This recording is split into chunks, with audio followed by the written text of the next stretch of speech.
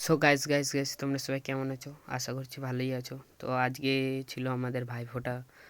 তো তার জন্য সকাল সকাল আমি ভাইফোঁটা নিয়ে বেরিয়ে পড়লাম আমার বড়দির বাড়ি যাওয়ার জন্য। তো দেখতেই পাচ্ছ আমি এখন বড়দির বাড়িতে এসে আমার এটা মামু, মানে আমার ভাগনা বাবু, তাকে নিয়ে আমি একটা ক্যাডবেরি নিয়ে গেছিলাম, সেটাই খাওয়াচ্ছিলাম। তো গাইস, আমার মামুর কাণ্ডটা খালি একবার দেখো তো। এখন এত দুষ্টু হয়েছে কি আর বলবো গাইস, খালি দেখতে থাকো।